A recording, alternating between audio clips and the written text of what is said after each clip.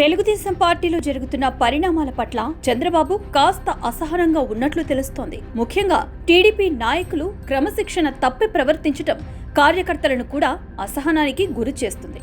ఇక కొలికపూడి విషయంలో చంద్రబాబు వెనక్కి తగ్గారా అంటే అవుననే మాట ఇప్పుడు సొంత పార్టీలోనే వినిపిస్తోంది. తిరువూరు ఎమ్మెల్యే కొలికపూడి శ్రీనివాసరావు వ్యవహారం తొలి నుంచి పార్టీకి తల నొప్పిగానే ఉంది. అధికారంలోకి వచ్చిన నాటి నుంచి ఏదో ఒక వివాదంలో కొలికపూడి పేరు వినిపిస్తూనే ఉంది.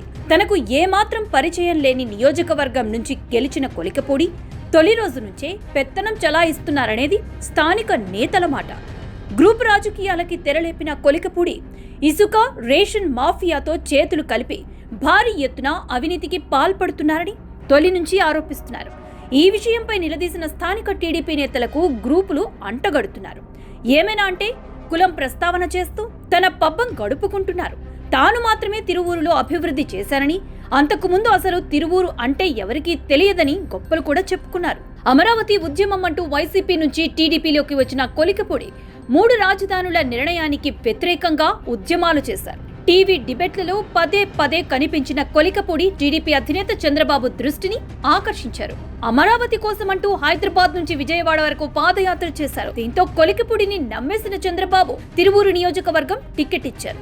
ఇలా టికెట్ వచ్చిందో లేదో నియోజకవర్గం సీనియర్ నేతలతో పాటు ఎంపీ అభ్యర్థి కేశినేని చిన్ని పైన పొగడ్తల వర్షం కురిపించారు. మీరు లేకపోతే నేను గెలవలేను, మీరే నా మార్గదర్శకులు అంటూ ఎన్నికల్లో అందరి ఫోటోలతో ప్రచారం చేశారు.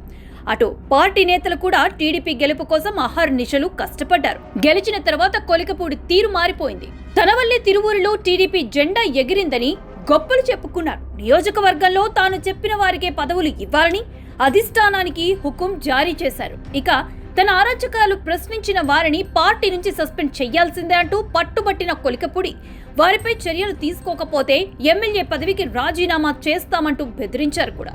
అయితే కొలికపూడి విషయం తెలుసుకున్న పార్టీ పెద్దలు 2 సార్లు షోకాజ్ నోటీసులు జారీ చేశారు.